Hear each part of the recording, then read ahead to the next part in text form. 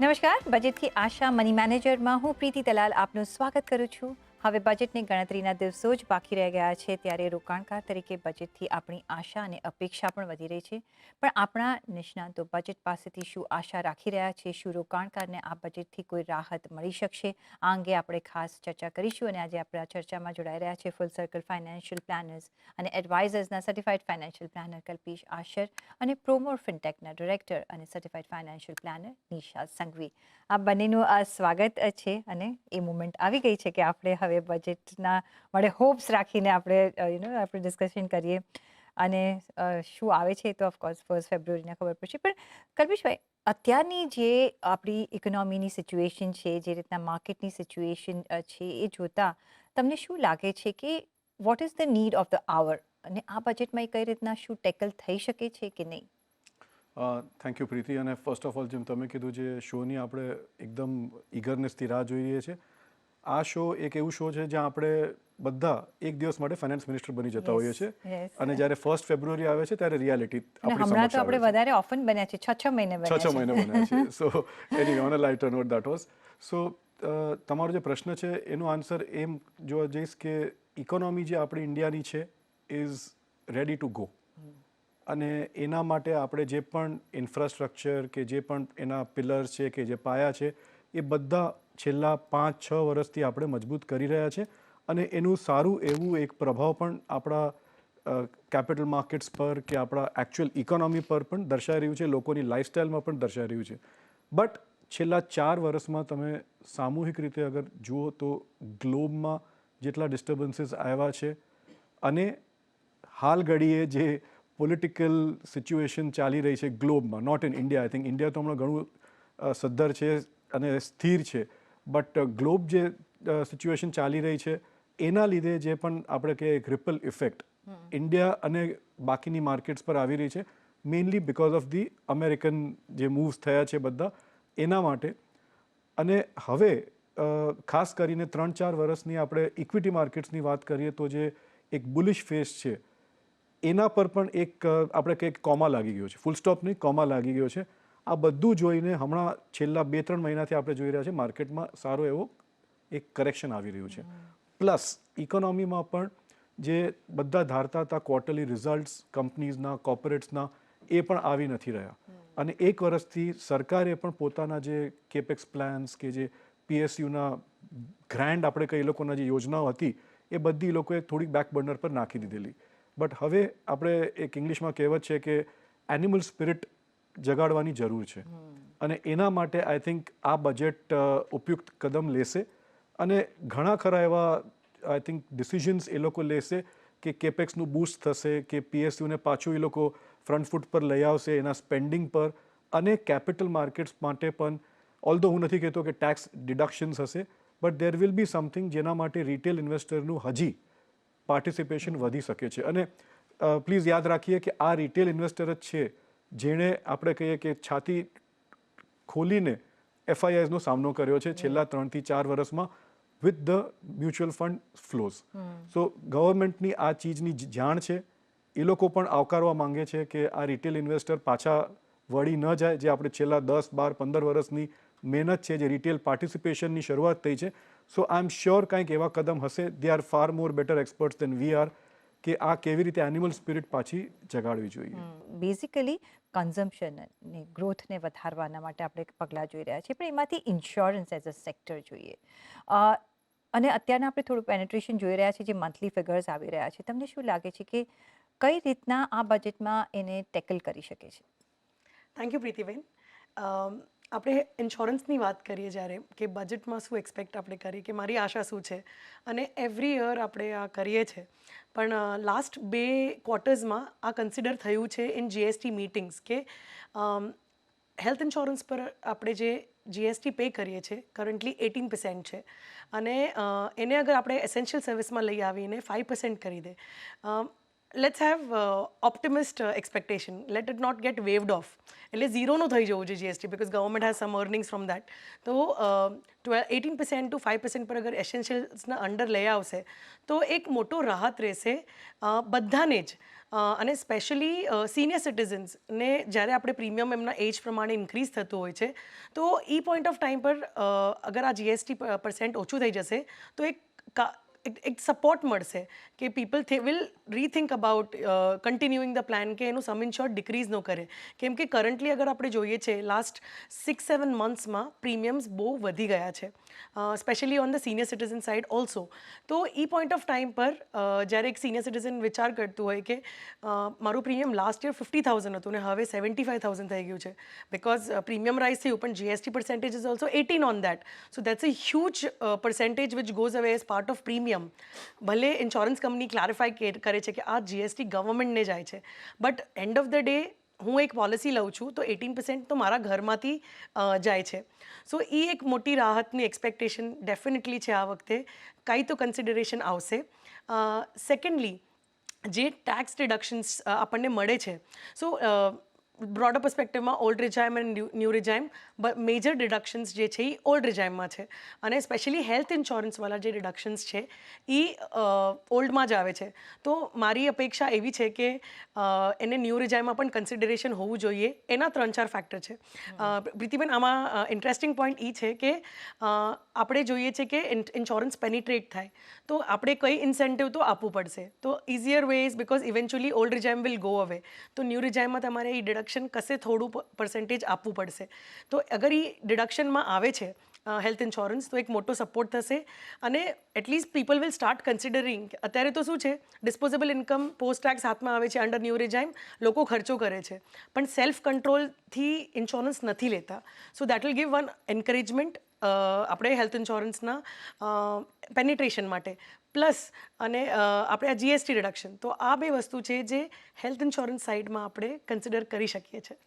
જે કલ્પેશભાઈ જે રીતના આપણે અત્યારના પ્રોબ્લેમ્સ જે જોઈ રહ્યા છે ટીધિંગ પ્રોબ્લેમ્સ હું એમ કહીશ અને સાથે સાથે સિનિયર સિટીઝન આપણે ઓલવેઝ ચર્ચા કરતા હોય છે કે સિનિયર સિટીઝનને થોડુંક વધારે બેનિફિટ મળવો જોઈએ અને છે એવી સ્કીમ્સ એવું નથી કે નથી સાથે જેમ નિશાએ કહ્યું કે ન્યૂ રેજિમમાં પણ થોડી ડિડક્શન્સ આપવા જોઈએ તો પછી ગવર્મેન્ટ તો એમ કહેશે કે તો ઓલ્ડ રેજિમ ને ન્યૂ રેજિમમાં ફરક શું રહી જશે બિકોઝ ન્યૂ રેજિમમાં everything is taxable kind of thing પણ ઓફકોર્સ એમાં થ્રેશહોલ્ડ લિમિટમાં ફેરફાર છે કઈ રીતના તમે જોશો કારણ કે ઇવેન્ચ્યુઅલી આપણે બધા ન્યૂ રેજિમમાં જ જવાના છે તો કઈ રીતના તમે જોવા માગશો from the point of view of citizen as a whole and senior citizen especially so એક ચીજ તો એક આપણે કહીએ ને કે એક ગિવન છે કે 2-3 વર્ષ પહેલાં જ્યારે ન્યૂ રેજિમ ઇન્ટ્રોડ્યુસ કરવામાં આવેલું તો એ લોકોએ આપણે કહીએ કે એક ટ્રાયલ બતાડેલું પછી એક ટીઝર બતાડેલું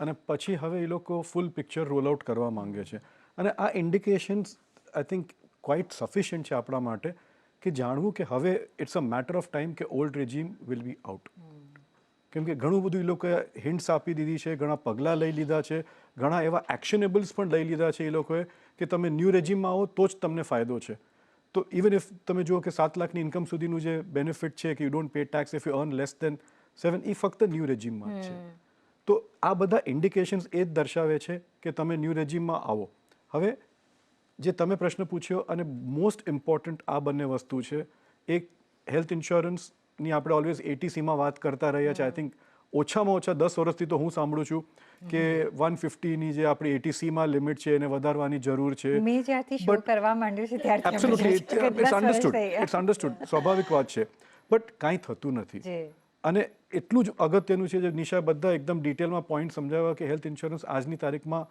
કેટલું જરૂરી છે કેટલું મોંઘું થઈ ગયું છે અને ઇક્વલી ઇમ્પોર્ટન્ટ છે સિનિયર સિટીઝન્સને જે એક આપણે કહીએ કે રિયાયત મળે કે જે બેટર ઇન્ટરેસ્ટ રેટ્સ મળે કે ટેક્સમાં બેનિફિટ્સ મળે બિકોઝ આપણી પાસે યુએસ જેવી કે કોઈ એવી સોશિયલ સિક્યોરિટી સ્કીમ્સ નથી એક સિનિયર સિટીઝનને કે કોઈને પણ has to create his own corpus અને પોતાની ધ્યાન રાખવાની હોય છે અગર એ ગવર્મેન્ટ એમ્પ્લોય નથી તો હવે આ બંને ચીજો જે છે એક્સેપ્શન્સ છે અને આપણે ઓલવેઝ કહીએ કે exceptions can not be the rule તો આ લોકો ન્યૂ રેજિમમાં ખાસ આપણે કહીએ કે લોક લાગણીને માન આપીને ફક્ત આ બંને ચીજો પર ઇન્ક્લુડ કરે અંડર ન્યૂ ટેક્સ તો I will not be surprise but કરવાની જરૂર છે એ પોઈન્ટ પર હું પણ સહમત છું કે specially health insurance absolutely, specially health insurance, કારણ કે બિકોઝ અહીંયા સોશિયલ સિક્યોરિટી છે નહીં. સોશિયલ સિક્યોરિટી છે અને ગવર્મેન્ટે બીજા પગલાં તો apart from budget over 5 years લીધા જ છે. આયુષ્માન સ્કીમ છે કે સ્વાસ્થ્ય સ્કીમ છે, બધાને 5 લાખનું કવર છે, તો પછી why not in the tax benefit also. પણ બીજો જે આપણે નેશનલ પેન્શન સ્કીમનો સમાવેશ થતા જોયા થોડા વર્ષો પહેલાં, ને એમાં આપણને લાગ્યું કે એક સારો એવો અહીંયા આપણે ગ્રોથ જોઈ શકીએ છીએ. કઈ રીતના તમે જોઈ રહ્યા છો આ સ્કીમ પર? હજી તમે વધારે કામ થતા જોઈ રહ્યા છો અને કેટલું એડવાન્ટેજીસ પોઝિશનમાં બની શકે છે, if yes? Pritiben, we have come a long way. જ્યારે PFRDA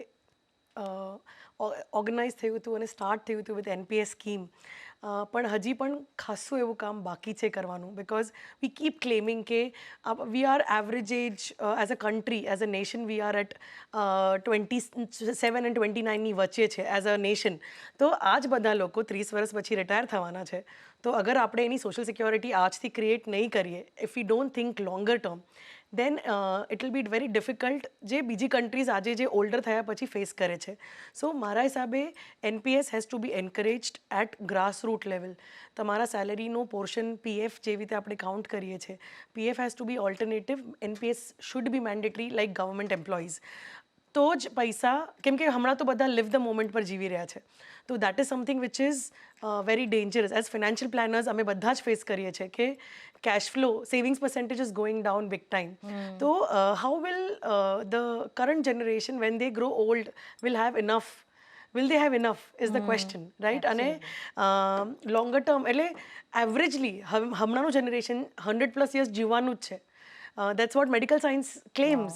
આપણે સેકન્ડ ચાઇના બની જશે. Yes. ઓલ્ડેસ્ટ પોપ્યુલેશન ત્યાં છે. યસ. તો અગર આટલા વર્ષો જીવવાના છે તો પૈસા હશું તો જીવી શકશું, right? Otherwise on whom will you be dependent? I think we are last generation who's taking care of our parents and our children, but will our children take care of us? Right? Children cannot be a retirement plan, right? So NPS needs lot more encouragement than what is happening currently. જી. તો એમાં changes definitely આવવા જોઈએ, ભલે through tax deduction or making it mandatory like provident fund, કે તમે 12% of basic PF લો છો તમારા સેલરીમાંથી, તો at least somewhere NPS also has to be part of it. જ્યારે આપણે ઇન્વેસ્ટમેન્ટ કરીએ છીએ, કારણ કે હવે જે રીતના માર્કેટની અત્યારના સ્થિતિ છે, રિટર્ન્સ ઓછા થઈ રહ્યા છે, ટેક્સેશન વધારે છે, એવરીથિંગ ઇઝ ટેક્સેબલ. કોઈ બી પ્રોડક્ટમાં તમે નિવેશ કરો, એવરીથિંગ ઇઝ ટેક્સેબલ, એ પણ એક માર પાડી રહ્યો છે આપણા રિટર્ન્સ પર, અને એના માટે મે બી વધારે આપણે નિવેશ કરવું પડે, પણ એ પૈસા છે નહીં, અને પછી લોન્જિટિવિટી પર આપણે ધ્યાન રાખતા હોઈએ તો how do we meet it? Mutual fund industry as a whole આપણે જોઈએ છીએ, ઘણા બધા નિવેશ જે બી કરીએ છીએ ડબલ ટેક્સેશન છે અત્યારના. આપણે જેટલું 50% ટેક્સમાં જતો રહેતું હોય છે. કઈ રીતના તમે લોંગ ટર્મ ઇન્વેસ્ટમેન્ટ અને mutual fund industry as a હોલને માં બદલાવ જોવા માંગશો?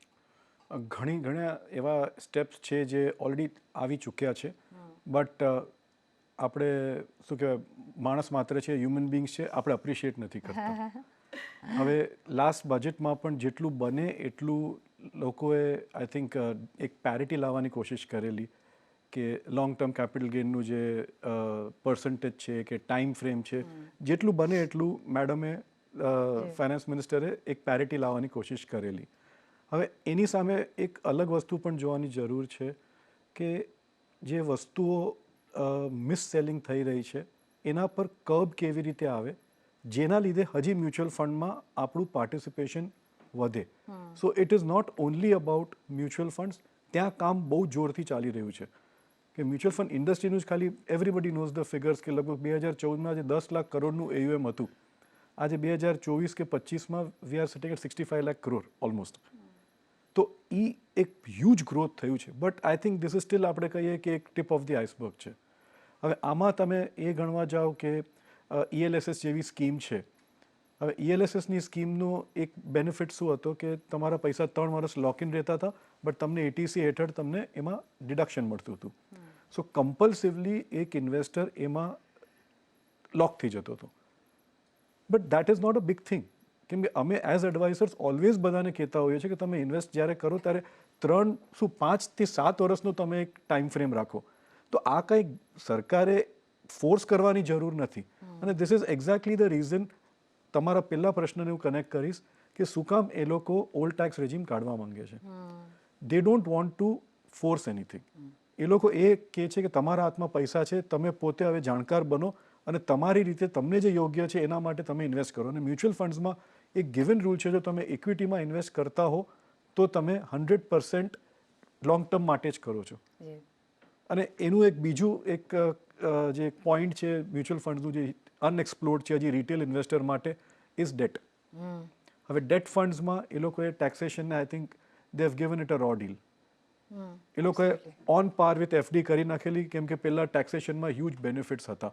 બટ એક વિશ લિસ્ટ તરીકે આપણે આ જો પ્રોગ્રામ કરી રહ્યા છીએ તો એ જ છે કે debt funds should be given a tax benefit attractive કરવા માટે, નોટ ઓન પાર વિથ અધર ઇન્સ્ટ્રુમેન્ટ્સ, તો તમારું પાર્ટિસિપેશન વધશે. બાકી ઇક્વિટીમાં મારો પર્સનલ વ્યૂ છે they have done enough, but એક એવું મૂવ કંઈક આઈ થિંક એક બેટર માઇન્ડ વિચારી શકતું હોય કે લોંગ ટર્મ માટે પૈસા રહે, એના માટે તમે રિટેલ ઇન્વેસ્ટરને કેવી રીતે ઇન્સેન્ટિવાઇઝ કરો. સાથે women oriented, women focused budget હોય છે અને સારો એવો ભાર પણ આપવામાં આવ્યો છે. પણ એ તમને લાગે છે કે વધારે રૂરલ એરિયાઝ માટે છે, અર્બન એરિયાઝ વિમેન માટે શું આવવું જોઈએ, અને પ્લસ રિટાયરમેન્ટ માટે કે જેવી રીતે ડેટ પ્રોડક્ટ્સની વાત કરી, બધા જ પ્રોડક્ટ્સમાં કંઈ ને કંઈ ટેક્સ એલિમેન્ટ તો છે જ. કઈ રીતના તમે અહીંયા બદલાવ જોવા માંગશો? Pritiben, being a woman, it's always કે expectation હંમેશા હોય છે કે some incentive needs to be given because currently lot of women are now party to workforce પહેલાના કમ્પેરિઝનમાં, રાઈટ? તો થોડું એન્કરેજમેન્ટ આપવા માટે, સો જેવી રીતે ડ્યુરિંગ કોવિડ દે ગેવ એન ઓપ્શન કે અગર વુમનના નામનું ઘર લેશો તો તમને સ્ટેમ્પ ડ્યુટી પર તમને કન્સેશન હતું. તો if such steps are taken where women in workforce, અગર એમને કંઈ બેનિફિટ મળે છે કે સમ બેનિફિટ કે ફર્સ્ટ ફ્યુ લેક્સ ઉપર no tax or something like that, because no tax is only something which we will be able to hear it and implement it. Little tax or some percentage of tax will not be attractive. So that is one thing definitely which is important. અને rural માટે ઘણી બધી schemes ongoing છે જ્યાં tax નથી આવતું, અને હજી પણ આપણે જે કેશ ઇકોનોમીમાંથી 100% બહાર નથી આવ્યા, apart from the people who are salaried and working in urban. તો એ બધાને જે છે that all is money is coming to us post tax, right? તો રિટર્ન ફાઇલ કરતી વખતે અગર આપણે એમાં કંઈ આપણને ડિડક્શન્સ એડિશનલ મળે છે તો that is something which I think I really look forward to.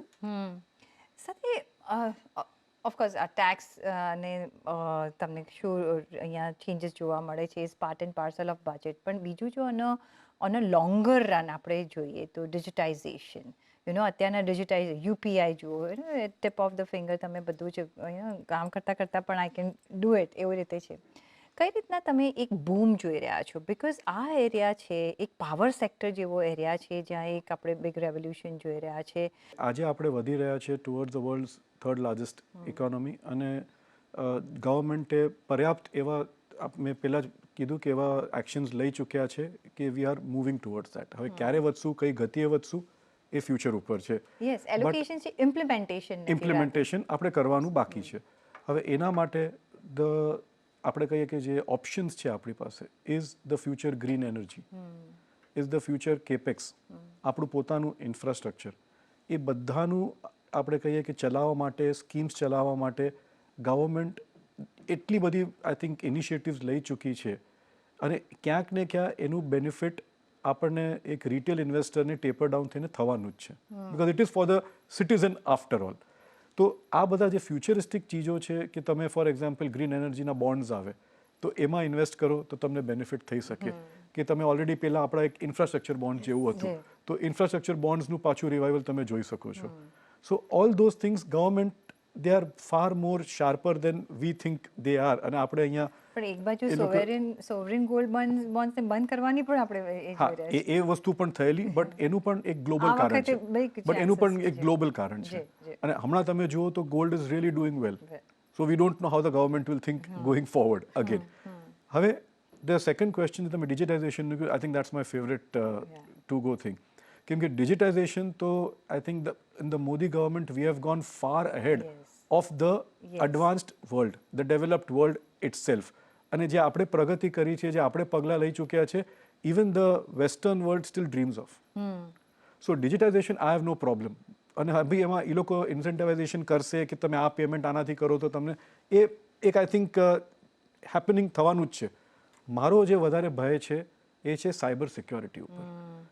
અને I think government should allocate, આ પર્સનલ ફાઇનાન્સની વસ્તુ નથી, but as a worried citizen હું કહું છું પર્સનલ કે ફાઇનાન્સની પણ થઈ ગઈ, આપણા પૈસા ગુમાઈ આપણા પૈસા ગુમાઈ જાય તો આપણે પર્સનલ ફાઇનાન્સ તો સાઈડ પર રહી ગયું, બધું ફાઇનાન્સ સાઈડ આપણું હટી જશે. Yeah. સો સાયબર સિક્યોરિટીનો જે ભય છે આજે, આઈ થિંક એને એડ્રેસ કરવું બહુ જ જરૂરી છે. અને એના માટે કોઈ ફાઇનાન્સ મિનિસ્ટ્રીમાં can come up with an incentivisation scheme how to curb cyber security, અને તમે એ તરફ ન જાઓ, I think that will be the biggest service they can do. કેમ કે સાયબર સિક્યોરિટીમાં જે લોકો આ બધી ચીજો કરી રહ્યા છે, આઈ પર્સનલી ફીલ એ લોકોને હજી એટલો દંડ નથી મળતો જેટલો દુખાવો કે જેટલો લોસ જે વ્યક્તિ વિક્ટિમ હોય છે એને થાય છે. એબ્સોલ્યુટલી. અને જે રીતના ફ્રોડ્સ થઈ રહ્યા છે, you know we have to be very careful. જો ફોન એટલે બી cyber ઉપાડવો હોય, security- અનનોન નંબર્સથી ફોન ઉપાડવો હોય તો we have to be very careful. જ્યારે આપણે કંઈ પણ ટ્રાન્ઝેક્શન કરતા હોઈએ અહીંયાથી તો be we have to be very careful. પણ તો લાસ્ટમાં નિશા, જો તમારે તમારી કઈ એવી માંગો રહેશે personal finance point of view, જે તમને ને મને એક અફેક્ટ કરી શકે કે આપણું ઇમ્પ્રુવમેન્ટ થઈ શકે, ફાઇનાન્સ મિનિસ્ટર પાસેથી તમારી શું આશા રહેશે? GST percentage in health insurance has to come down. NPSમાં નો ડિડક્શન અને એનું રીચ બધા ease of investing in to NPS definitely વધવું જોઈએ. બિંગ અ વુમન, ડેફિનેટલી એક વુમનને એન્કરેજમેન્ટ કરવા માટે કે okay, because you are in the workforce, you need a extra special incentive to be there. Absolutely. જી, અમે બે વિમેન છે અહીંયા. હા, તો અને ફાઇનાન્સ મિનિસ્ટર તો હું બે જ વિશ આપીશ ખાલી, જે મારી પર્સનલ વિશ છે. એક, I think to have the, આપણે 7 લાખની જે લિમિટ છે હમણાં ન્યૂ ટેક્સ રેજીમમાં, you don't have to file returns. I think એને જો 10 લાખ કરવામાં આવે, that will be a great bumper figure. અને ઘણા બધા મૂવ પણ થશે. ઘણા બધા મૂવ થશે, અને 10 લાખ સુધી જો તમારી ઇન્કમ હોય તો તમને ટેક્સ ભરવાની જરૂર નથી. I think, but you have to file. લોકો એ ભૂલી જાય છે કે આમાં ફાઇલિંગ જરૂરી છે, because government wants more people under the ambit. અને સેકન્ડ, જે મારો પ્રિય સબ્જેક્ટ છે મ્યુચ્યુઅલ ફંડ્સમાં મેન્શન કર્યું કે ડેટ ફંડ્સ પર taxation should be beneficial rather than other fixed income products. Kalpi, આ વખતે ઘણી બધી આશા રેખાઈ રહી છે કે ટેક્સ પેયરના હાથમાં વધારે કેશ આપવામાં આવે, બિકોઝ જે રીતના કન્ઝમ્પશન ઘટી રહ્યું છે, સ્લોડાઉન આપણે જોઈ રહ્યા છે. કયા એવા એવેન્યુઝ છે જેમાંથી આપણને આપી શકીએ છીએ? જો ટેક્સમાં કંઈ ઓછું નથી કરતા તો કઈ રીતના આપી શકે છે? કે થ્રેશોલ્ડ જ વધારી શકે છે? થ્રેશોલ્ડ, મારો કહેવાનો મતલબ એ છે કે એક વસ્તુ એ તમે થઈ જો ગઈ. એમ ગણો કે 10 લાખની આવક વર્ષની હોય તો એ લોકો લગભગ પણ જે 75 ઓલ્ડ રેજીમમાં હજી પણ છે ને, હા, બટ ઓલ્ડ રેજીમ હવે હટાવવાની વાત છે. પણ હજી એમને કહ્યું નથી કે કમ્પલસરી આપણે મૂવ બીકોઝ આઈ થવાનું એમ ટેકિંગ ધ સ્ટેન્ડ કે હવે Okay. એ નથી રહેવાનું, હટી જશે. Right. પણ મારો કહેવાનો મતલબ છે થોડું કેલ્ક્યુલેશન છે એમાં, જી. કે તમે વિચાર કરો કે 10 લાખની લિમિટ તમે ગણો તો 75 to 80,000 પર મંથની માણસની આવક થાય. એ માણસ પણ જો ટેક્સથી બહાર રહે, તમે વિચારી શકો છો કે એ એક વર્ગ કેટલો મોટો છે. એબ્સોલ્યુટલી. તો ઓટોમેટિક કન્ઝમ્પશનને બૂસ્ટ મળશે, તમારા ઇન્વેસ્ટમેન્ટને બૂસ્ટ મળશે. આજે એસઆઈપી પણ હાલ ઘડીએ લાસ્ટ વીક એક ફરમાન આવ્યું છે કે તમે 250 રૂપિયાની પણ એસઆઈપી કરી શકો છો. જે 500 રૂપિયાની જે 500 રૂપિયાની હતી તો સેચ્યુટાઇઝેશન કરીને એમાં કરવાનું. હવે તમે વિચાર કરો 250 થી જે વ્યક્તિ ફક્ત સ્ટાર્ટ કરે એને 3 મહિના નહીં લાગે 1000ની એસઆઈપી કરવામાં. એબ્સોલ્યુટલી. તો ઘણા બધા આપણે ચેન્જીસ અને હોપ્સ રાખીને આપણે બજેટમાં જઈશું, પણ ખબર પડશે આપણને 1 ફેબ્રુઆરીએ કે આપણને શું મળે છે ને શું હિટ્સ એન્ડ મિસીસ રહે છે. કલ્પેશભાઈ અને નિશા, ઘણો આભાર તમારો અમારી સાથે જોડાવા બદલ. અને સાથે જ મને પણ આપશો રજા. પણ જોડાયેલા રહેજો CNBC બજાર સાથે. નમસ્કાર.